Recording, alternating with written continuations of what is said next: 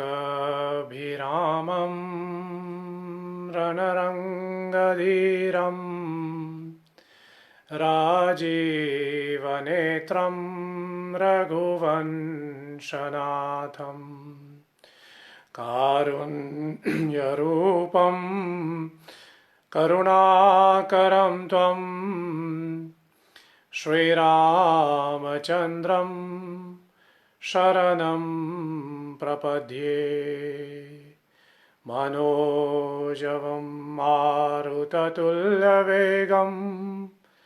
जितेन्द्रियं बुद्धिमतां वरिष्ठं वातात्मजं वानरयूथमुख्यं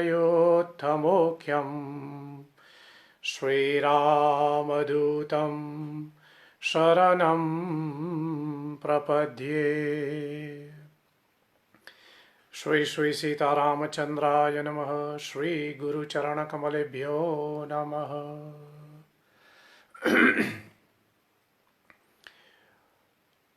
आधुनिकीकरण के सदुपयोग के माध्यम से पुनः एक बार फिर इस सत्संग में आप हमारे साथ जुड़े हुए हैं।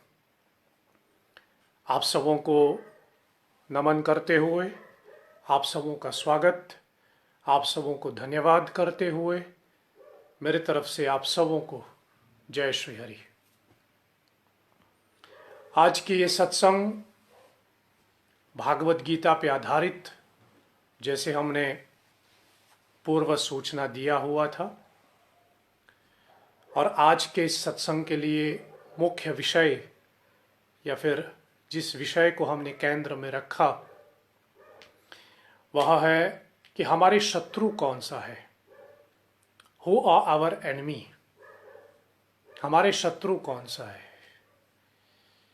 थोड़ा भागवत गीता को आधार बना करके भगवान श्री कृष्ण के कहे हुए उपदेशों को आधार बना करके थोड़ी हम चर्चा करें कि हमारे शत्रु कौन से हैं। उससे पहले जैसे हर भागवत गीता सत्संग में हम करते हैं, थोड़ा भागवत गीता महात्म्यम का पाठ करें। जिनके पास है आप हमारे साथ थोड़ा उच्चारण करें। ये आपको श्री हरि पूजा बुक में भी मिलता है। थोड़ा भागवत गीता महात्म्यम का हम थोड़ा पाठ कर लें, फिर आज के विषय में हम लोग प्रवेश करेंगे। गीता सहस्रमिदं पुण्यं यः पतेः प्रयतः पुमां विष्णुपदामवाप्नोति भयशोकादिवर्जितः। गीता अध्ययनशीलस्य प्राणनं प्राणयम्य प्रयस्य च नैवी सन्ति हि पापानि पूर्वजन्म कृतानि च। मलनीरमोचनं पुंसं जलस्नानं दिने दिने सगीतां भाषि स्नानं संसारमरनाशनं। गीतासु गीता कर्तव्या किमन्ये शास्त्रविस्तरे या स्वयं पद्मनाभास्य मुखपद्माद्विनिःश्रिता। गीता गंगोदकं पीत्वा पुनर्जन्म न विद्यते। सर्वो गीता भारतामृता सर्वस्वं विष्णुवक्त्राद्विनिःश्रितां। गीता गंगोदकं पीत्वा पुनर्जन्म न विद्यते। सर्वोपनिषदो गावो दोग्धा गोपालनन्दनः पार्थो वत्सुधीर्भोक्ता दुग्धां गीतामृतं महत्। एकं शास्त्रं देवकीपुत्र गीता एको देवो देवकीपुत्रैव। एको मंत्र तस्य नामानि यानि कर्म्य एकं तस्य देवस्य सेवा। ओम नमो भगवते वासुदेवाय। ओम नमो भगवते वासुदेवाय। ओम नमो भगवते वासुदेवाय। श्रीमद्भागवत गीता प्रिय हो। सो मैं चर्चा करूं कि हमारे शत्रु कौन से हैं, और इसको जैसे मैंने कहा आधार बना रहा हूं श्रीमद् भागवत गीता को। भागवत गीता के चैप्टर 6 छठे अध्याय को चौथे 5वां और 6वां श्लोक। आपके पास आपकी भागवत गीता है, सो आप भी थोड़ा अपने भागवत गीता को खोल लीजिए। भागवत गीता के चैप्टर 6 श्लोक नंबर 4, 5, समय मिले तो चैप्टर श्लोक number 6 as well. Chapter 6 of Bhagavad Gita. यह भगवान श्री कृष्ण और अर्जुन के बीच का संवाद, और भगवान श्री कृष्ण और अर्जुन के बीच का ये जो संवाद है, जो इस छठे अध्याय को हम कहते हैं आत्मसंयम योग। इस अध्याय का नाम ऐसे दिया गया है, आत्मसंयम योग नामक यह अध्याय, और इसकी चौथे श्लोक को हम थोड़ा ध्यान करें। आपके पास भागवत गीता है, सो आप भागवत गीता में देख करके थोड़ा मेरे पीछे मेरे साथ बोल लीजिए। यदा ही नैन्द्रियार्थेषु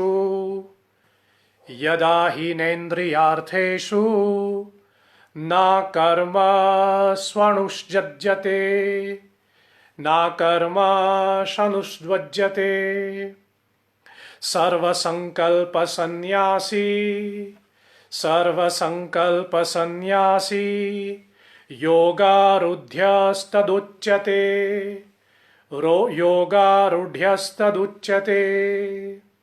यदा हि नैन्द्रियार्थेषु न कर्मास्वानुजस्यते सर्वसंकल्पसन्न्यासी योगरुद्रस्तदुच्यते। यदा हि नैन्द्रियार्थेषु न कर्मास्वनुजुष्यते सर्वसंकल्पसन्न्यासी योगारुद्रस्तदुच्यते।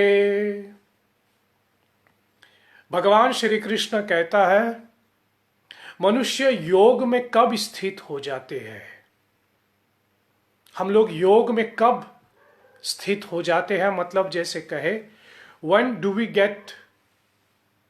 we attain योग।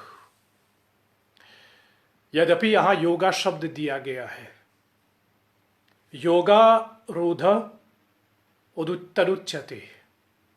when do you get attained, or when do you attain this yoga? First of all, what is the meaning of yoga? Yoga शब्द का मतलब होता है टू कनेक्ट, भगवान से कनेक्ट हो जाओ, द यूनियन विद गॉड जैसे कहे। वैसे योगा शब्द युज, संस्कृत शब्द युज से निकला हुआ है, जिसका अर्थ है समा जाना, समाधि। So when can we connect with God. यद्यपि आजकल थोड़ा हमारी आधुनिकीकरण या फिर थोड़ा हमारी मॉडर्न भाषा में हमने योगा, जैसे आदमी योगा कहते हैं, योगा शब्द आपको सुनाई देता है, तो आपके दिमाग में, ज्यादातर बहुत से लोगों के दिमाग में आ जाते हैं कि योगा का मतलब होता है एक्सरसाइज करना, जिसको एग्जैक्टली हम लोग कहते हैं पतंजलि योग। यद्यपि ये भी एक योग है, योग करना, एक्सरसाइज करना, आसन करना, ये सब योग है। लेकिन केवल इन्हीं को योग कहे ऐसा नहीं होता। भागवत गीता के आधार पे चले तो समझने वाली बात ये कि योग का मतलब होता है टू गेट कनेक्टेड, और अनेक प्रकार के योग बताए हैं। कर्म योग बताया गया है, ज्ञान योग बताया गया है, ध्यान योग बताया गया है, और जिसका हम गुणगान करते रहते हैं भक्ति योग कहा गया है। सो योग का मतलब होता है you get connected with God. So यहां पर इस श्लोक में, भागवत गीता के 6 अध्याय के 4 श्लोक में, चैप्टर 6 श्लोक number 4, Lord Krishna is saying, भगवान श्री कृष्ण बता रहे हैं कि उसके साथ कनेक्ट कैसे हो सकते हो, How do we get connect to God? How do we get connect to the Supreme Person? और कृष्ण यहां पर तीन चीजें बोल रहे हैं करने के लिए. We are being asked by the Supreme Person himself to practice three things. तीन चीजें करें.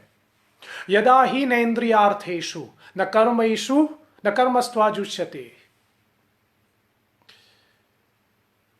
इंद्रियार्थेषु मतलब इंद्रिया मानी सेंसेस, हमारे इंद्रिया पांच ज्ञान इंद्रिया, पांच कर्म इंद्रिया, हमारी सेंसेस, और जिसको हम अंग्रेजी में कहते हैं द सेंस ऑब्जेक्ट. जैसे आंखें होती है, आंखें हमारी एक इंद्रिया है. आंखें जो देखता है वो सेंस ऑब्जेक्ट है. आप कोई अच्छी सी पिक्चर देखते हो, कोई फिल्म देख रहे हैं, भगवान का दर्शन कर रहे हैं, कुछ भी जो आप देख रहे हैं वो सेंस ऑब्जेक्ट है. इंद्रियार्थेषु. भगवान कृष्ण कहता है इंद्रियार्थेषु कर्मा नुजस्यते. मतलब अपनी इंद्रियां और अपने इंद्रियां जो करता है और हमारे सारे कर्मों से मोह नहीं होना चाहिए. There should be no attachment. There should be no attachment for the object of the senses as well as for the action that we are doing. जब हम ऐसा करते हैं तब हम भगवान से कनेक्ट हो सकते हैं. आसक्त भाव जिसको हम कहते हैं. संसार जो है, ये दुनिया जो है, इसको हम ऐसा कह सकते हैं कि संसार में दो पहलू मान लो, ऐसा एक अर्थ में ले ले. एक तो संसार के पदार्थ, पदार्थ का मतलब होता है ऑब्जेक्ट जो भी है संसार के अंदर, और दूसरा हमारा कर्म. हम लोग जो कर्म करते हैं, हम लोग जो क्रिया करते हैं.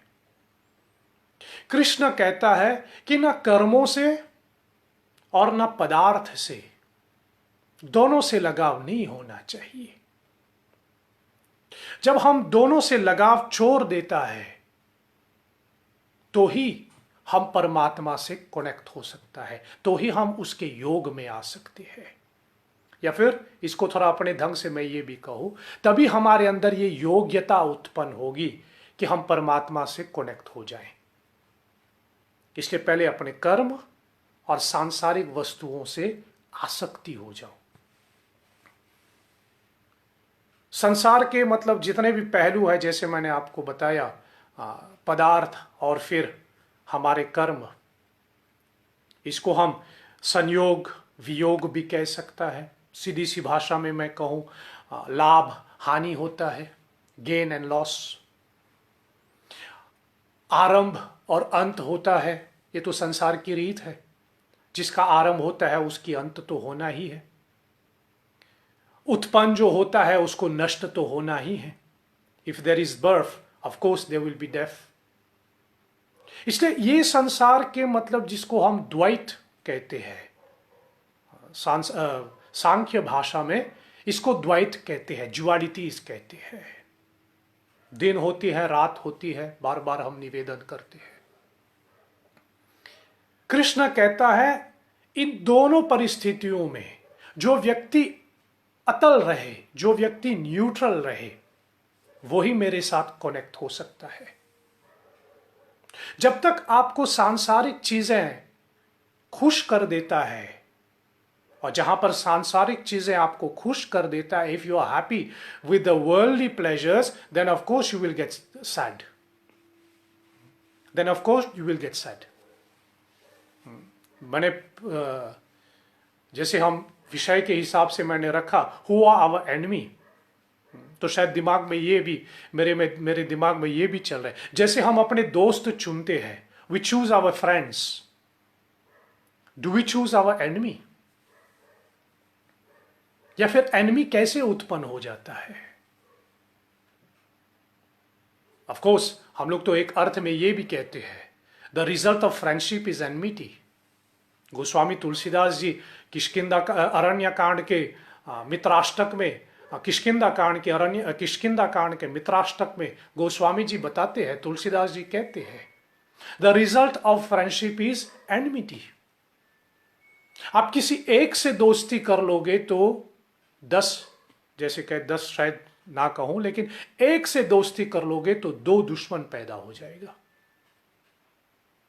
Just as we have the right to choose our enemy, of course we have the right to choose our enemy, और जब हम अपने our friends, जब हम अपनी फ्रेंड्स को चुन लेता है, when we choose our friends, automatically we are selecting our enemy also। इसलिए फिर कबीर साहब कहते हैं, काहू से दोस्ती काहू से वैर, न किसी से दोस्ती करो। जब किसी से दोस्ती करोगे ही नहीं तो फिर दुश्मन कहां से पैदा होगा? दुश्मन तब पैदा होता है जब हम किसी को दोस्त बना लेते हैं। और किसी को दोस्त क्यों बनाते हैं? क्योंकि अटैचमेंट है।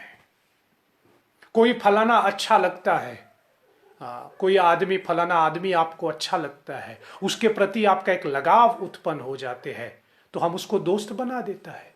He becomes our friend. और जैसे just as he becomes our friend, जैसे वो हमारा दोस्त बन जाते हैं, तुरंत अनदेखा हमारा एक दुश्मन उत्पन्न हो जाते हैं, हमारा एक दुश्मन उत्पन्न हो जाते। दिस इज ऑटोमेटिकली, जैसे कहे, दिस इज ऑटोमेटिकली। मैं बार बार यही उदाहरण देता हूं। जैसे आप भोजन करना शुरू कर देता है, उसी समय आपका पेट भरना आरंभ हो जाते हैं। ऐसा नहीं होता कि मैं भोजन कर लूं उसके बाद मैं जाके अपना पेट भर लूं। भोजन करते समय, through the process of eating, our belly gets full. उसी प्रकार जैसे किसी एक को दोस्त बना लिया अटैचमेंट की वजह से, तो हमारा दुश्मन उत्पन्न हो जाते हैं। और दोस्त क्यों बनता है? इंद्रियों के कारण। आपके आंखें को फलाना अच्छा लगता है तो इसलिए आपने उसको दोस्त बना लिया। फलाने वाले, दूसरे वाले व्यक्ति की बात आपको अच्छा नहीं लगता, आपको उनकी बात आपके कान तक पहुंचे और आपको उनकी बातें अच्छी नहीं लगते, तो वो आपका दुश्मन बन गया। फलाना वाला कोई आदमी ने आपको खाना खिला दिया, कुछ अच्छा सा भोजन करवा लिया, कुछ अच्छा सा मिठाई दे दिया, आपके मुंह में लगा करके स्वाद आ गया, अब मुंह कहें कि ये मेरा दोस्त है। फलाना ने आपकी थोड़ी प्रशंसा कर ली तो आपके कान तक पहुंच गया, you could hear your praises, you could hear your, आपकी वाहवाही सुनाई देता है कि फलाना मेरी वाहवाही करता है, तो वो आपका दोस्त बन गया। और जैसे वो दोस्त बन गया जो वाहवाही करता है, ठीक उसी प्रकार जो आपकी, जैसे कहे, इंसल्ट कर ले तो आप उसको अपना दुश्मन मान लेगा। इसलिए कृष्ण कहता है, इंद्रियार्थेषु, मतलब the senses, the object of the senses, don't get attach. तभी तो दोस्त उत्पन्न होगा या दुश्मन उत्पन्न होगा। और जब तक हम इन सेंसेस के, इन सेंस ऑब्जेक्ट के साथ कनेक्ट रहते हैं, तब तक हम परमात्मा की ओर अपना ध्यान नहीं ले जा सकता। So far you are still concern with the worldly affairs, you will not be able, sorry मैं इसको अपने ढंग से प्रस्तुत कर रहा हूं। So far you are still concerned with the worldly affairs, you will not be able to have an affair with the Supreme. इसलिए अपने मन को सांसारिक वस्तुओं से उठा लेना, संसार से उठना नहीं, ध्यान देना, संसार से उठना नहीं। हमें तो संसार में ही रहना है, हम तो सांसारिक जीव है, लेकिन संसार में रह करके संसारिक जीवों से, संसारिक पदार्थों से, जिसको कृष्ण यहां कहते हैं इंद्रियार्थेषु, उससे लगाव नहीं करना है, उससे कोई लगाव नहीं करना है, और ना ही अपने कर्मों से लगाव करना है, ना ही अपने कर्मों से लगा। इसलिए तो भागवत गीता के कर्मयोग सिद्धांत में कृष्ण कहता है, perform all your action as a duty. अपने सारे कर्मों को कर्तव्य के रूप में पालन करना। जब हम अपने सारे कर्मों को कर्तव्य के रूप में पालन करेगा तो उससे कोई लगाव नहीं होगा। लगाव तब होता है जब हम कर्मों को अपना मान करके उसको निभाते हैं, अपना मान करके, अपना समझ करके, द सेंस ऑफ डूअरशिप जैसे कहे, तब जाकर के हम अपने कर्मों से लगाव कर लेता है। और कर्मफल के तो बात ही मत पूछो। इसे कृष्ण यहां कहते हैं कि कर्म से कोई लगाव नहीं करना। कर्म, हाँ, कर्म स्वनुजुष्यते, कर्म से कोई लगाव नहीं। कर्म करो अपना, लगाव मत करना उससे। और दूसरा फिर कृष्ण कहते हैं सर्व संकल्प सन्यासी। सन्यासी का मतलब होता है to give up, to give up. सर्व संकल्प सन्यासी है, renounce all sankalp. What is a sankalp? इसको थोड़ा हमारे कर्मकांड में भी आ जाते हैं। पूजा पाठ के समय में संकल्प होता है। जब पूजा आरंभ होते हैं तो उसका हम एक संकल्प लेते हैं। व्हाट इज अ संकल्प? पूजा पाठ में उसका शायद जैसे कहे इन दैट कॉन्टेक्स्ट उसका एक डिफरेंट मीनिंग भी ले सकते हैं। लेकिन संकल्प का मतलब होता है एक रिजोल्यूशन। और संकल्प का मतलब होता है कि मैं संकल्प लेता हूं, जिसको हम कभी कभी प्रतिज्ञा भी कह सकते हैं। लेकिन प्रतिज्ञा का भी दूसरा जैसे कहे इन ए डिफरेंट मीनिंग, उसका एक डिफरेंट अर्थ निकल सकता है। लेकिन संकल्प का मतलब होता है कि मैं एक संकल्प लेता हूं कि मुझे ये करना है, मतलब ये करना है। You are bound to do it. इसका मतलब होता है संकल्प, कि मैं संकल्प लेता हूं कि मैं ये कार्य करूंगा तो मुझे ये करना ही है, चाहे कुछ भी हो जाए। और जब वो संकल्प पूरा नहीं होता, यू गेट फ्रस्ट्रेटेड, या फिर जब वो संकल्प पूरा हो जाते हैं, so you get happy, you enjoy that संकल्प। कि मैंने संकल्प लिया है कि 1 साल के अंदर मैं घर बना लूंगा, सो मैंने घर बना दिया। देन यू से ये घर मैंने बनाया। प्रॉब्लम यही होता है, जब हम संकल्प करते हैं तो हम उस संकल्प से बंध जाते हैं। और कृष्ण कहता है सर्व संकल्प सन्यासी, गिव अप ऑल संकल्प। इसका मतलब ये नहीं कि कुछ नहीं करना है, सब कुछ करना है, लेकिन संकल्प के रूप में नहीं। सब कुछ करना है जैसे मैं कहता हूं मैकेनिकल। आपका संकल्प जैसे कहे, आपका जो आपके करने की इच्छा है वो पूरा हो गया तो हरि कृपा, वो पूरा ना भी हुआ तो भी हरि कृपा। और जब पूरा हो गया, उसको पूरा करने वाला केवल श्री हरि कृपा। हाँ, जैसे हम बार बार कहते रहते, श्री हरि व सदगुरु कृपा केवलम। केवल भगवान श्री हरि और केवल सदगुरु के कृपा से कुछ संभव होता है। और ना भी होता है तो वो भी केवल सदगुरु और केवल हरि कृपा से होता है। केवल हमारे गुरु का आशीर्वाद और केवल भगवान के आशीर्वाद से हमारा कार्य या तो बनता है या तो फिर नहीं बनता है। और दोनों उनकी कृपा है। नहीं बनता है तो भी उनकी कृपा, और बनता है तो भी उनकी कृपा। और देखा जाए तो जैसे कहे शास्त्र के आंखों से देखोगे हमारी, जैसे मैं कहता रहता हूं, मानस की दृष्टि से, शास्त्र की दृष्टि से हो देखें तो हर कार्य सफल हो ही जाता है। जैसे मैंने पहले निवेदन किया है, रोशनी तो रोशनी है ही, लेकिन अंधेरा भी एक रोशनी होता है। रोशनी तो रोशनी है ही। सूर्य उदय होता है, प्रकाश फैल जाते हैं, देयर इज लाइट एवरीवेयर, ये तो लाइट है ही। लेकिन जब अंधेरा छा जाते हैं, ये भी रोशनी है। बस समझने का, देखने का नजरिया देखना होना चाहिए कि आप सूरज के उजाले को रोशनी कैसे मान ले और रात के अंधेरे को भी कैसे रोशनी मान ले। इसके कार्य बन जाए, सफल हो जाते हो, ये भी सफलता है। आपके कार्य बना नहीं, ये भी सफलता है। और जब ऐसे भावना मन में जागे, केवल जागे नहीं, when you start realising, when you start practising कि जो बना सो हरि कृपा, ना बना तो भी हरि कृपा, तब आप ईश्वर से कनेक्ट हो पाओगे। लेकिन जब कार्य बन जाते हैं आप खुश हो जाते हैं, फिर कार्य नहीं बनता है तो आप दुखी हो जाते। तो इसका मतलब समझ लो कि अभी तक हमारा मन जो है वो संसार में ही है। हमारा मन अभी भी संसार में है। जैसे कितने उदाहरण हम दे सकते हैं, मैंने पहले ये भी उदाहरण दिया हुआ है। जैसे दिया बढ़ता है, हम लोग दिया जलाते हैं, वी लाइट अप दिया, दिया बढ़ता है, यद्यपि उससे लाइट होता है, उससे गर्मी होता है, उससे एक सुंदरता पैदा हो जाती है। जैसे दीपावली के समय हम लोग अनेक दिया बारते हैं, we light up so many diyas, it is very beautiful to see. लेकिन जब दिया बढ़ रहे, यदि दिया से पूछे कि ये सुंदरता तुझे कोई फर्क करता है, तो दिया कहेगा नहीं। दिया से कहे कि तू, दिया से पूछे कि आप जल रही है और आपकी वजह से मनुष्य को लाइट मिल रहे हैं, तो आप खुश हैं? तो दिया कहेगा नहीं, मुझे कोई फर्क नहीं पड़ता। जब दिया जलता है, उससे किसी को रोशनी मिलता है कि नहीं मिलता, ये दिया को कोई फर्क नहीं पड़ता। उसका काम है जलना, सो वो जल रहे हैं बस। हम उस दिया से रोशनी ले रहे हैं, ये हमारी बात है, वो दिया को नहीं। उसी प्रकार अपने कर्म को करना है, बाकी फायदा हो या नुकसान हो, हमें उससे किसी को लेना देना नहीं। इसलिए कृष्ण कहता है, जब ऐसे परिस्थिति में आप न्यूट्रल रह सकते हो, तभी जाकर के you get connected with God. लेकिन जहां फिर आपको अच्छाई दिखाई देता है, बुराई दिखाई देता है, मैंने भागवत गीता के आधार पे ही बहुत बार ये उदाहरण दिया है, मेरे श्रोताओं को स्मरण आ ही जाएगा, और मुझे ये उदाहरण बहुत अच्छा लगता है, इसलिए शायद बार बार बोलता रहता हूं।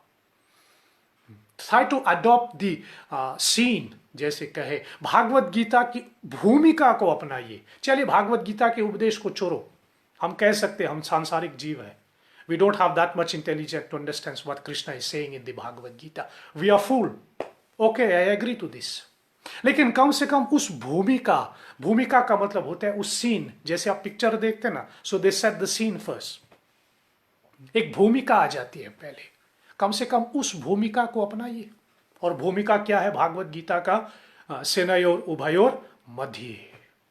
मध्य का मतलब be in the middle path, ना अच्छाई के पक्ष में खड़ा रहना, जैसे बाबा भुषुंडी कहते हैं, मानस में उत्तरकांड में गोस्वामी जी वर्णन करते हैं, ना अच्छाई के पक्ष में खड़ा रहना, ना बुराई के पक्ष में खड़ा रहो। और बात वहीं पर आ जाएगी, बुराई कहां से उत्पन्न होता है? जब आप अच्छाई के पक्ष में खड़ा हो जाएंगे, आपने किसी पक्ष को अच्छा कहा है, you classified certain situation as right and you start supporting that right, then from that right you see the wrong. So if you are not supporting, if you have not classified anything as right, where would you have seen the wrong? इसलिए दुनिया में कोई चीज सही या गलत नहीं होता, दुनिया जो चल रहे हैं वो चल रहे हैं, बनाने वाला ईश्वर बना रहे हैं। मैंने शायद पहले उदाहरण दिया था ये कहानी का, पहले किसी राम कथा में, एक किसान के दो पुत्र हैं, दो लड़कियां हैं, एक की शादी कुहार के यहाँ हो जाते और एक की शादी किसान के यहाँ हो जाते। कुहार मतलब जो मिट्टी के बर्तन बनाते हैं। एक दिन पिता जो है वो व्यक्ति जो है अपने उस बेटी के घर जाते हैं जो मिट्टी के बर्तन बनाते हैं, और वो अपने पिताजी जब पूछते हैं कैसे चल रहे हैं, तो वो कहे सब ठीक, बस इतना करे परमात्मा की बारिश ना हो, क्योंकि हमने मिट्टी तैयार किया है, कल सवेरे बर्तन बनाना है उसका। अगर बारिश हो जाए रात को तो सारा मिट्टी गल जाएगा, हमारी मेहनत बेकार जाएगा। और वो बाप भगवान से कहते कि बारिश ना हो। फिर वो अपने दूसरी बेटी के घर जाते हैं, वहां पूछते हैं क्या हाल है, तो वहां वो दूसरी बेटी जो किसान के घर ब्याही गए हैं, वो दूसरी बेटी कहते हैं कि हमने बीज बोया है, परमात्मा करे रात को बारिश हो जाए तो हमारे बीज को पानी मिल जाएगा और उसके फूलने में आसान हो जाएगा। अब सोचिए परमात्मा को उस समय क्या करना है? बारिश देगा तो जिसके घर में मिट्टी का बर्तन बन रहे हैं वो नष्ट हो जाएगा, लेकिन फायदा किसान के घर को होगा। और बारिश ना दें तो मिट्टी के घर के जो परिवार है उसको फायदा होगा और किसान को नुकसान होगा। तो किसका करे? इसलिए परमात्मा किसी के पक्ष में खड़ा नहीं रहता। जो आपके लिए सही है वो किसी और के लिए गलत हो सकता है, और जो किसी और के लिए गलत हो सकता है वो हमारे लिए सही हो सकता है।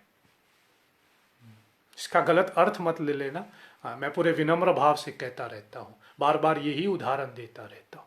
मैं किसी उल्टा हमने डॉक्टरों को, वैद्य को भगवान के बगल माने है, इसकी कोई अपमान करने की मेरी कोई ऐसी औकात भी नहीं और चेष्टा भी नहीं है।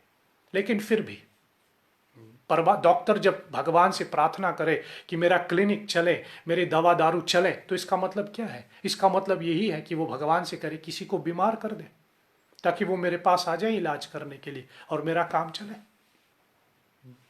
इसलिए इसमें ना डॉक्टर का कोई दोष नहीं, ना पेशेंट का कोई दोष नहीं, ना परमात्मा का कोई दोष है।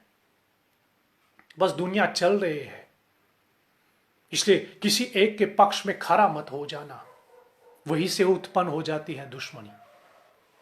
सो कृष्ण कहता है सर्व संकल्प सन्यासी, अपने सारे संकल्पों को त्याग दो। संकल्पों को त्यागने का मतलब होता है यद्यपि जीवन में कार्य करो, परफॉर्म योर एक्शन, लेकिन कार्य बने तो हरि कृपा, ना बने तो भी हरि कृपा। और शायद मैं ऐसा भी कहूं, जैसे मैंने अभी पहले भी कहा, कार्य ना बने ऐसा कभी होगा भी नहीं। आपका सारा कार्य सफल हो सकता है। हाँ, बस शायद आपको अपनी सफलता का डेफिनेशन बदलना होगा। ज्यादातर हम what do we classified as successful, जो हमारे मन को अच्छा लगे। बच्चे एग्जाम देने जाते हैं तो उनके मन में है, उनकी इच्छा है 80% मार्क्स मिले, और एग्जामिनेशन देता है तो 80% मार्क्स मिला, तो वो कहता है मैं सक्सेसफुल हूं, क्योंकि he has defined his success as 80% marks.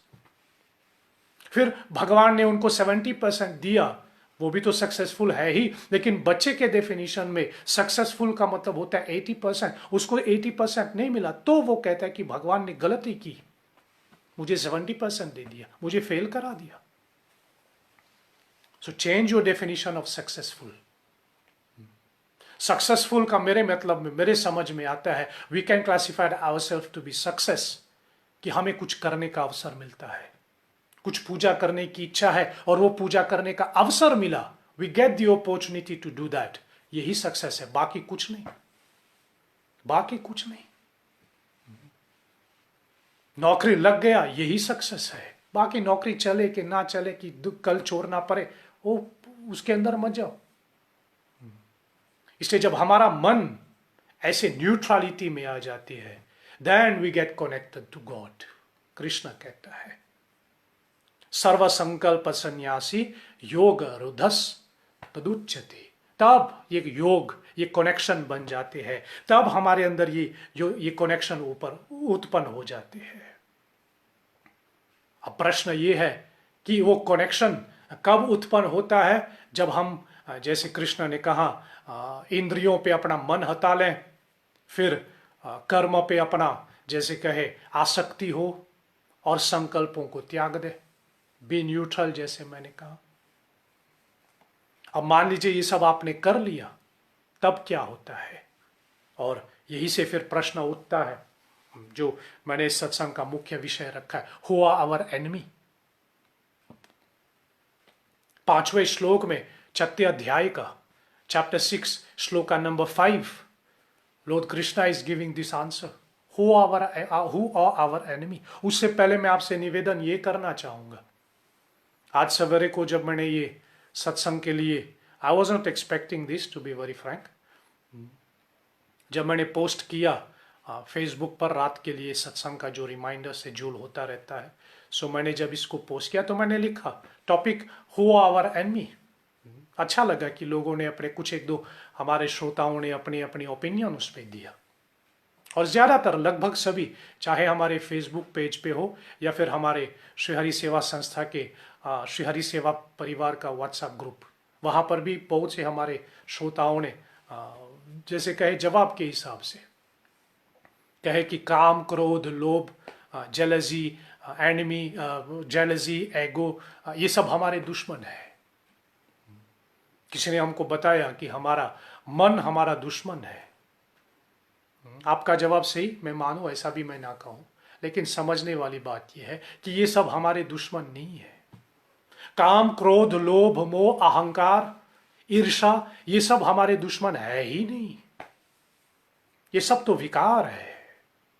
परमात्मा ने हमको बनाया है ऐसे, और दुश्मन कब बन जाते हैं, और यहां पर मैं शायद गौतम बुद्ध की ये शब्द प्रयोग करना चाहूंगा, सम्यक। सम्यक का मतलब होता है कंट्रोल। जब तक हमारा काम, क्रोध, लोभ, मोह, अहंकार, ईर्षा, द्वेष आदि जो भी है, जब तक ये कंट्रोल में रहता है, वो हमारा दुश्मन कभी नहीं हो सकता। हाँ, जब हमारे आउट ऑफ कंट्रोल हो जाता है तो ही हमारा दुश्मन बन जाते हैं। ठीक उसी प्रकार जिसको हम अच्छाइयां मानते हैं, ये काम, क्रोध, लोभ, मोह है, ये सब विकार है। विकार है, मतलब जिसको हम वीकनेस कह सकते हैं, ये सब हमारा वीकनेस है, हमारा विकार है ये सब। इसलिए रोज जो भगवान विष्णु की हम लोग आरती गाते हैं तो उसमें हम यही प्रार्थना करते हैं। मैं बार बार निवेदन करता रहता हूं। जो संस्था के साथ जुड़े हुए हैं आप जानते हैं मैंने कितने बार कहा है, जब भगवान श्री हरि की हम आरती गाते हैं उसमें जो लाइन गाते हैं उस पर ध्यान दें और उसकी मतलब समझने का प्रयास करें। विषय विकार मिटाओ पाप हरो देवा, श्रद्धा भक्ति बढ़ाओ, श्रद्धा भक्ति बढ़ाओ, संतन की सेवा, ओम जय जगदीश हरे। विषय विकार मिटाओ मतलब हमारे अंदर ये जो पाप, ये जो काम क्रोध लोभ, मिटाने का मतलब ये नहीं कि उसको डिस्ट्रॉय करो, डिस्ट्रॉय नहीं होगा। ये मिटाने का मतलब होता है कि वो हमारे कंट्रोल में रहे। विषय विकार मिटाओ, यद्यपि मुझे पाप शब्द अच्छा नहीं लगता लेकिन फिर भी पंक्ति में लिखा है तो उसके साथ ही चलना पड़े। विषय विकार मिटाओ पाप हरो देवा। जब हम भगवान से ये कह रहे हैं कि विषय विकार मिटाओ, हनुमान चालीसा में भी गोस्वामी जी ने वही लिखा, हरहु कलेश विकार, हरहु कलेश विकार, कि हे हनुमान जी हमारे विकार को हर ले। हरने का मतलब ये नहीं कि उसको समाप्त कर ले, उसको नष्ट कर ले ना। थोड़ा बहुत क्रोध होना चाहिए, थोड़ा बहुत जेलसी होना चाहिए। अगर हम इस डेफिनेशन के साथ चलें कि क्रोध या फिर जेलसी, किसी ने जेलसी लिखा है फेसबुक कमेंट्स पे कि जेलसी हमारा एक दुश्मन है, तो फिर मैं ऐसा कहूं तो गोपियां के लिए फिर उनके तो अंदर में जेलसी था। हर एक गोपी के अंदर ये ईर्ष्या थी कि फलाना गोपी चित्रलेखा को ये ईर्ष्या थी कि चंपा कलता मेरे से ज्यादा सेवा करती है कृष्ण की। कुछ कुछ गोपियों के, कृष्ण के अष्ट सखियों में कितनों के मन में राधा के प्रति एक जेलसी था कि राधा कृष्ण के इतने करीब कैसे पहुंच गया, एक ईर्ष्या। सत्यभामा के मन में कितने अनेक प्रकार के ईर्ष्याएं, लेकिन यहां सात्विक भाव से है, यहां सात्विक भाव से है।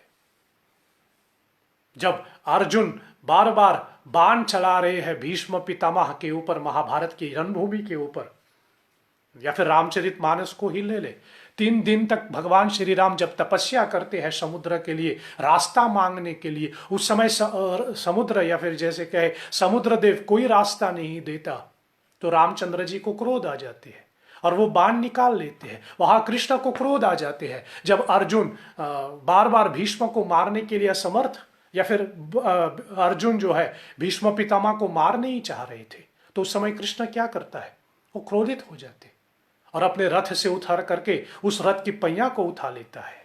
तो क्या कृष्ण के अंदर ये जो क्रोध आता है, क्या ये जैसे कहे दुश्मन है? ना।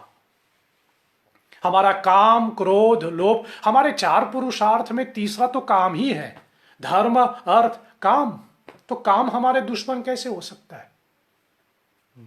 क्रोध हमारा दुश्मन कैसे हो सकता है? हमारे 10 प्रवृत्तियों में, हमारे मतलब शरीर के जितने भी 10 प्रवृत्ति है, 5 ज्ञान इंद्रिया, 5 कर्म इंद्रिया, जो हो गया 10, उसमें 14 है, फिर एक आ जाते हमारे मन बुद्धि चित्त अहंकार। और मैं बार बार कहता रहता हूं हमारी सनातन धर्म परंपरा के लिए थोड़ा मतलब जैसे कहे एक अहंकार होना चाहिए, एक proudness you should feel that I belong to this Sanatan Vedic dharma. मैं तो यह भी निवेदन करता हूं, हम तुलसीदास जी के रामचरितमानस को पढ़ पाते हैं, हमने तुलसीदास जी के रामचरितमानस को देखा है, हमने भागवत गीता को पढ़ने का अवसर मिला। You should feel proud of this. थोड़ा बहुत इसका अहंकार तो होना चाहिए, लेकिन कंट्रोल्ड, सम्यक। जब ये सब अनकंट्रोल हो जाते हैं तो ही आपको लगता है कि आपका दुश्मन बन गया। इसलिए काम क्रोध लोभ मोह अहंकार ये सब कोई जैसे कहे दुश्मन नहीं है। हाँ, उसको दुश्मन बनने मत देना। Try to keep them under control, don't let them become you and me, don't let them take the form of you and me. तो फिर हमारा दुश्मन कौन है? यदि काम क्रोध लोभ मोह ये सब जैसे कहे हमारा दुश्मन नहीं, तो हमारा दुश्मन कौन सा है? तब कृष्ण कहता है भागवत गीता के 6 अध्याय के 5वें श्लोक, चैप्टर 6 श्लोक का नंबर 5, उधारेत उधारेद आत्मन आत्मनम न आत्मनम आवास्यद्यते आत्मनैव हेतात्मानो बंधुर आत्मैव रिपु आत्मनः। कृष्ण कहता है हमारा दुश्मन कौन है, हमारा मित्र कौन सा है, उससे पहले कृष्ण कहते हैं उधारेत आत्मन आत्मानम नात्मानम अवासध्यते। One should lift one self. अपने आप को उठाने का प्रयास हमें खुद करना चाहिए और अपना पतन होने नहीं देना चाहिए। We should try to lift our self and should not degrade our self. कहने का अर्थ यह है कि हमें अपना उद्धार खुद करना है। उद्धार एदत आत्मना आत्मानम। हमारा उद्धार केवल हम ही कर सकता है और कोई नहीं कर सकता। हमारा उद्धार केवल हम ही कर सकते हैं और हमारा पतन, जैसे कहे हमारा डाउनफॉल हम ही कर लेता है, कोई और जिम्मेदार नहीं है उसका। We are responsible for our upliftment and we are responsible for our downfall. इसमें न काल न कर्म न ईश्वर किसी को, न प्रारब्ध किसी को दोष न दे। इसमें कोई दोषी नहीं है। रामचरितमानस में तुलसीदास जी भी वही कहते हैं। रामचरितमानस में तुलसीदास जी भी वही कहते हैं। व्यर्थ में काल कर्म और ईश्वर को दोष देते हो। हमारे उद्धान के लिए, हमारे अपलिफ्टमेंट के लिए और हमारे डाउनफॉल के लिए we are the only one responsible. No one is there, no one is there. इसलिए हमें अपना उद्धार करना है, हमें अपने आप को उठाना है और ये कोई नहीं कर पाएगा। फिर आप कहें कि गुरु की क्या आवश्यकता यदि हम खुद कर लें। कैसे करें ये गुरु सिखाता है, लेकिन गुरु नहीं करेगा, गुरु नहीं करेगा। कैसे करने का रास्ता गुरु बताता है, लेकिन करना तो स्वयं को करना पड़ता है। इसे गुरु भी नहीं कर पाएगा। हमारा उद्धार या फिर हमारा डाउनफॉल दोनों हमारे हाथ में है। इसलिए भागवत गीता के इस श्लोक के आधार पर सबसे पहले मैं आपसे यह निवेदन करूं कि आपकी हित और आपको नुकसान कोई और नहीं पहुंचा सकता। No one can cause good to you, neither cause harm to you. या फिर ये जो कभी कभी दिमाग में आ जाते हैं कि फलाना ने मेरे लिए मतलब he has cause some harm to me, उसने मेरे ऊपर कुछ कर दिया, उसने कुछ कर, ऐसा कुछ होता नहीं है, ऐसा कुछ होता नहीं है।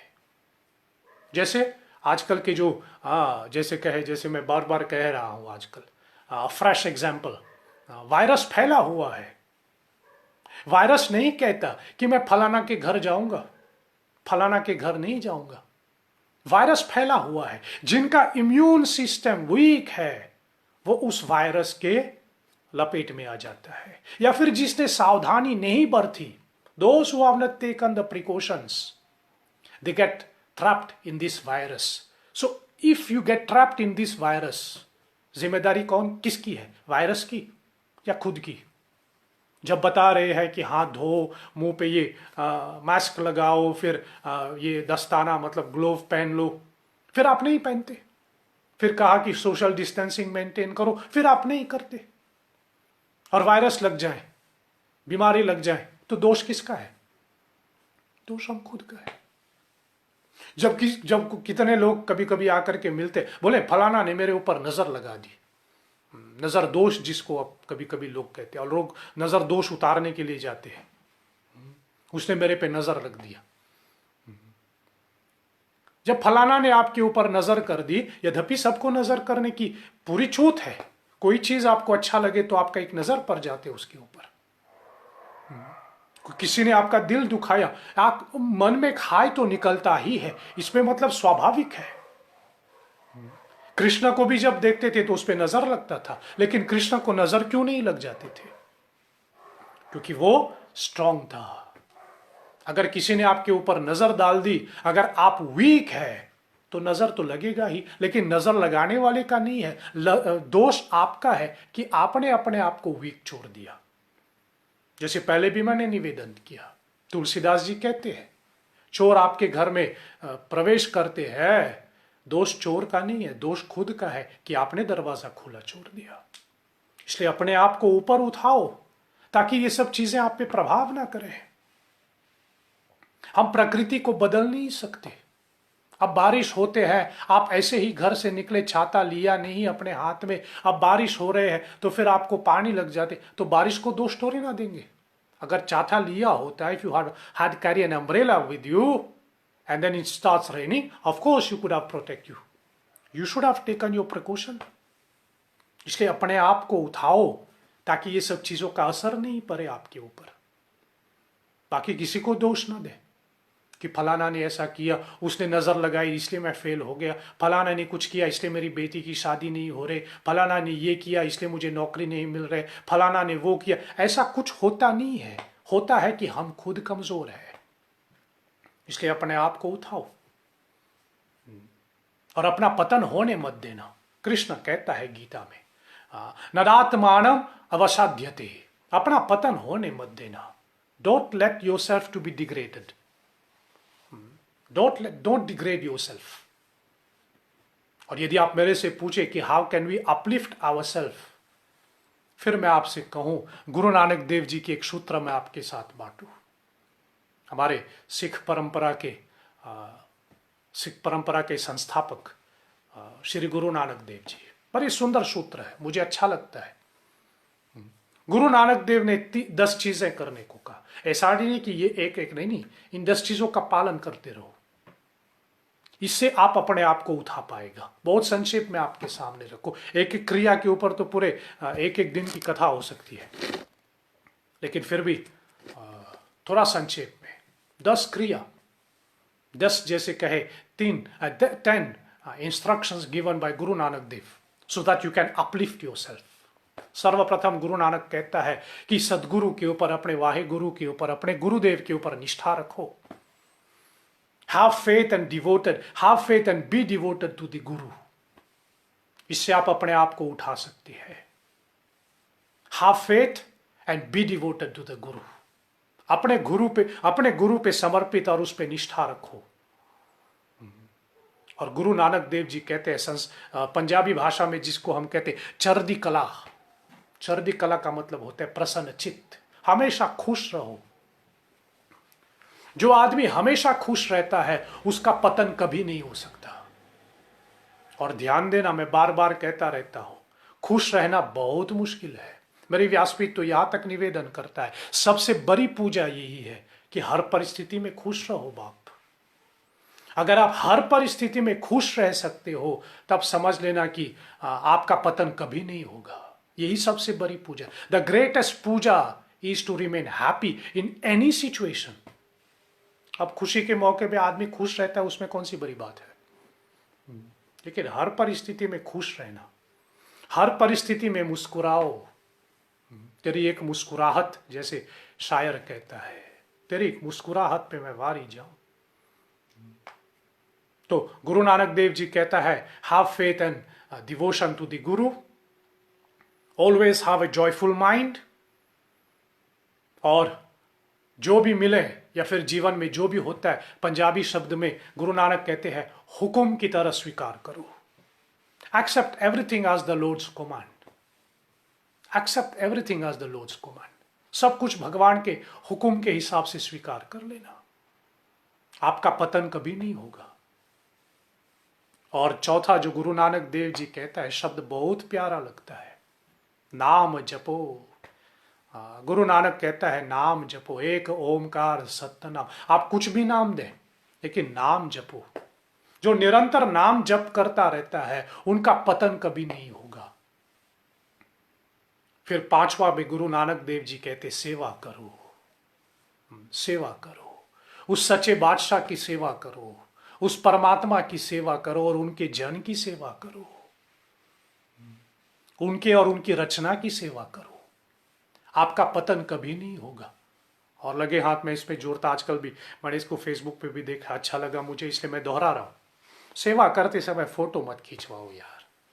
हाँ, लोग सेवा करने जाते फिर फोटो खिंचवाते हैं कि फलाना जगह सेवा किया, और फिर उसको वो आजकल फोटो, पिछले सत्संग में भी मैंने बोला अलग हाथ। फिर मैं ये भी कहूँ, किसी ने मुझे बताया कि आपने कहा कि भगवान के साथ फोटो ना ले, फिर हम देखें कि आजकल भाई जो करता है वो कर रहे हैं। मैं इसको गलत भी नहीं बोल रहा हूँ, सही भी नहीं बोल रहा, आपकी I leave it to your understanding. लेकिन मेरे समझ में हमारी औकात नहीं है कि हम परमात्मा से, ये भगवान से या दुर्गा जी से या शिवलिंग से सेल्फी ले सके। ये हमारी औकात में नहीं है, मैं ऐसा मानूँ।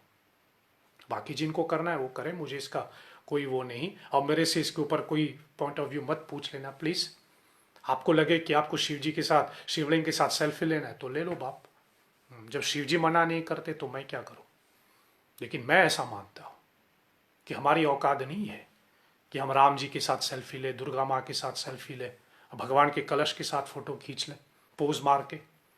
और सेवा करते हो तो सेवा करो, किसी को बताने की जरूरत नहीं है कि फलाना जगह हमने इतने सेवा किया, इतने ये बांटे, इतना वो किया, इतना वो, फोटो लेकर के फेसबुक पे डाले। ये सेवा नहीं होता। सेवा का मतलब, सेवा के ऊपर पूरे 9 दिन की कथा हो सकती है। सेवा का स का मतलब होता है स्व के लिए, अपने आप के लिए, बस आप जानते, बाकी किसी को नहीं जानना है। जब तक पूरे दुनिया में दिंदोरा पीत रहे ना, वो सेवा नहीं होता। सेवा तब होता है जब केवल आपको पता है, जब केवल स्वयं और सच्चे सरकार को पता है, मतलब परमात्मा को पता है, तब ये सेवा कहलाती है। नहीं तो पूरे दुनिया में दिंदोरा पीटा कि फलाना जगह पे ये खाना दिया, फलाना जगह पे इतना पैसा दिया, फलाना जगह ये तो ये कहाँ की सेवा, ये कहाँ की सेवा। गुरु नानक देव जी कहता है सेवा करो, और सेवा करने से आप अपने आप को उठा सकते हैं। और 5 जो गुरु नानक देव जी कहते द 5 वर्च्यूज, इसको फॉलो करो। जैसे मैंने कहा, एक एक के ऊपर पूरे घंटा भर की कथा हो सकता है, मैं आपको संक्षेप में बोल रहा हूं। What are the 5 virtues according to Nanak Dev?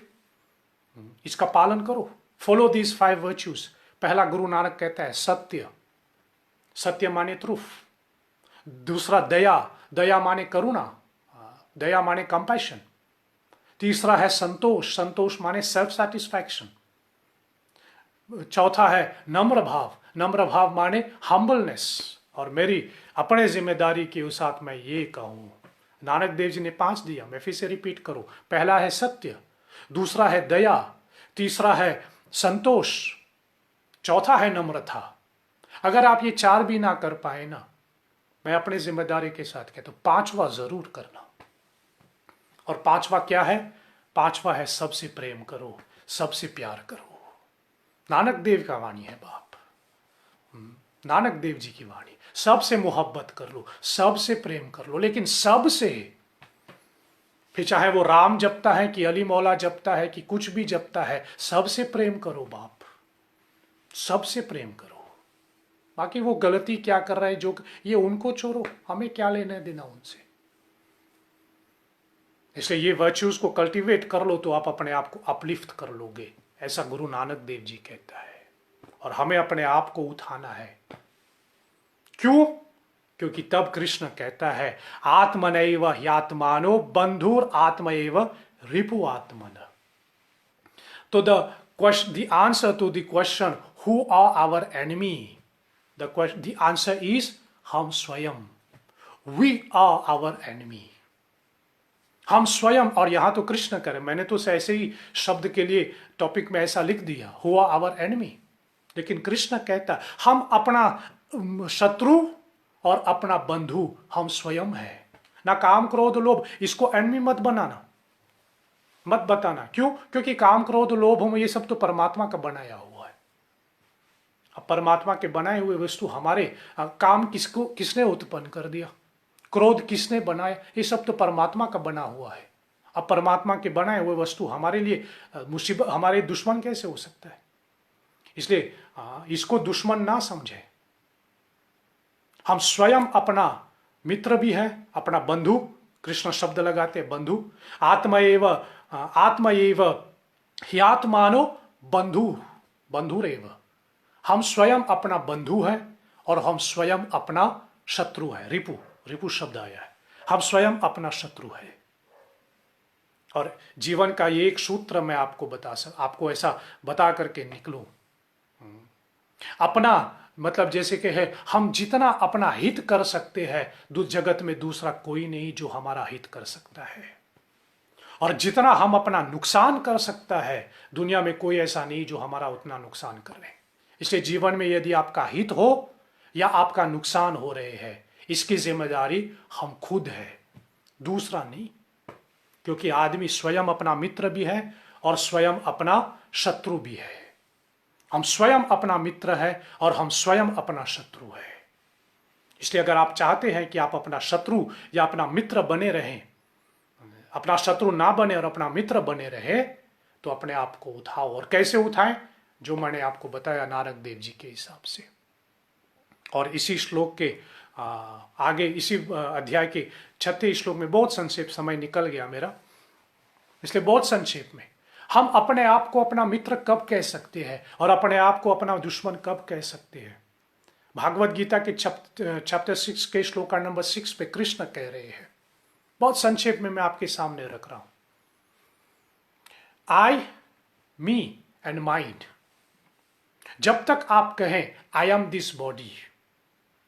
This body belongs to me, ये मेरा शरीर है, जब तक ये आई, मी एंड माई, मैं, मेरा, हमारे जैसे कहे हमारे जीवन में है, so far you have this I, me और मेरा, mind, sorry, so far you still feel I own this body, I am this body belongs to me, तब तक आप अपना दुश्मन बना रहेगा, तब तक आप अपना दुश्मन बना रहेगा। लेकिन जब ये आई, मी एंड माइंड से आप ऊपर उठेंगे, nothing belongs to me, I own nothing in this world, मैं सिर्फ एक मुसाफिर की तरह आया हूं, यू डोंट ओन एनीथिंग। हमें सिर्फ जैसे कहे एक कठपुतली की तरह, एक मतलब एक मैकेनिकल की तरह हमें जीना जी रहे हैं। न किसी को दोस्त बनाए, न किसी को दुश्मन बनाए, न किसी को जैसे कहे थैंकफुल हो जाए, न किसी को जैसे कहे अनथैंकफुल। नो, तब आप अपना मित्र बन गया। जब तक, मैं फिर से कहूं, जब तक you keep on thinking the body belongs to me, I am this body is mine, then you are your enemy. But the time that you give up this understanding, or the time that you realize I am not this body, the body doesn't belongs to me, then you become your friend. And the choice is yours. Krishna के इस श्लोक के आधार पे मैं इस सत्संग को विराम दे करके इतना ही कहूं, the choice is yours. If you want to become your enemy, you become your enemy. If you want to become your friend, you become your friend. You have to choose. That's why who are our enemy? We. मतलब हम खुद. I am my own enemy and my own friend. इसलिए किसी को दोष मत देना, ना काम क्रोध लोभ मोह को दोष देना, ना दूसरों को दोष देना, ना इसको दोष देना, किसी को दोष ना दे। हम दोषी, अगर किसी को दोषी ठहराना है तो हम स्वयं दोषी है। और जैसे कृष्ण कहता है भी भागवत गीता के कर्मयोग सिद्धांत पे, मैं ये भी कहूं, हम स्वयं जज भी है, हम स्वयं वकील भी है, हम स्वयं तर्क भी है, और कल्प्रित भी हम स्वयं है। सजा भी हम खुद निर्धारित करेगा और सजा भी हम खुद भुगतेगा। इसलिए यहां दूसरा कोई है ही नहीं। We are one without a second. देखने में तो ये है कि ये है, ये सब दिखाई देता है, ऐसा होता नहीं है। हमारे जीवन का जज भी हम स्वयं है। परमात्मा किसी को जज करने नहीं बैठा है, इसलिए हम स्वयं अपना जज है और स्वयं हम अपना वकील भी है। और तर्क विचार जैसे कहे आर्ग्यूमेंट्स भी हम स्वयं प्रस्तुत करता है, फैसला भी हम स्वयं सुनाते हैं, सजा भी हम स्वयं निर्धारित करते हैं और सजा भी हम स्वयं भोगते हैं। इसलिए कोई दूसरा साथ में नहीं है।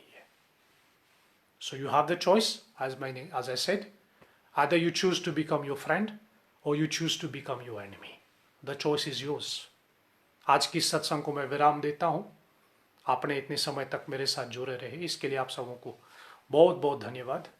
अब हमारा नेक्स्ट सत्संग होगा वेडनेसडे 20 मई को, नेक्स्ट वीक के वेडनेसडे को। लेकिन उससे पहले संडे को, संडे 17 मई को हमारा एक सत्संग होगा, ऐसे ही लाइव स्ट्रीमिंग में क्वेश्चन आंसर के ऊपर, जो मैंने पहले भी सूचना दिया। बहुत से आप लोगों ने अपना प्रश्न भेजा। आपका कोई भी तरीका है, बस अपना प्रश्न मुझ तक पहुंचाएं। एसएमएस करना है कि फेसबुक पे भेजना है कि व्हाट्सएप पे भेजना है, जैसे आपसे बन पाए अपना प्रश्न भेज दीजिए। संडे को 1-2 प्रश्न अभी तक हमारे पास पहुंच चुका है, अच्छा लग रहा है। सो आप अपना प्रश्न भेजिए। मैं संडे को आपके प्रश्नों के आधार पे एक सत्संग करूंगा। आपने जो जो प्रश्न दिया है उसका मैं आपको जवाब देने की पूरी कोशिश करूंगा। सो संडे 17 को हमारा सत्संग होगा। आप ही के आधारित का जो प्रश्न जो है, और जो मैं आपको जवाब दे सकूं, उत्तर दे सकूं, अपनी समझ अनुसार मैं आपको बताऊंगा। सो संडे को मिलते हैं रात के 8 बजे मॉरिशस टाइम अनुसार, और आप ही के क्वेश्चन पर आधारित सत्संग चलेगा। एक बार फिर आप सबों को कोटि कोटि धन्यवाद। आप इस सत्संग से जुड़े रहे। बस सत्संग सुन करके उसको भूल ना जाना। बस इस सत्संग के अंत में बस यही कहूँ आपसे, हमेशा याद रखना, you have to choose, either you want to become your friend और you want to become your enemy, the choice is yours. आपने ध्यान से सुना, इसके लिए आपको बहुत धन्यवाद। चलिए संडे को मिलते हैं। अंत में हम कहें, अच्युतम केशवम राम नारायणम कृष्ण दामोदरम वासुदेवम हरिम श्रीधरम माधवम गोपिका वल्लभम श्री जानकी नायकम श्री रामचंद्रम भजे। जय जय जय हनुमान गोसाई, कृपा करहु गुरुदेव की नाई। असत सत्यम शिवम सुंदरम, ओम शांति शांति शांति। ओम श्री श्री सीतारामचंद्र अर्पणमस्तु। नमः पार्वती पते, हर हर हर महादेव। एक बार फिर आप सबों को बहुत बहुत धन्यवाद। अब मिलेंगे इसी माध्यम से संडे को। तब तक आप अपने और अपने परिवार की ख्याल रखें। Stay safe, stay bless. भगवान श्री कृष्णा कृपा करें आप सबों के ऊपर। धन्यवाद। जय श्री हरि।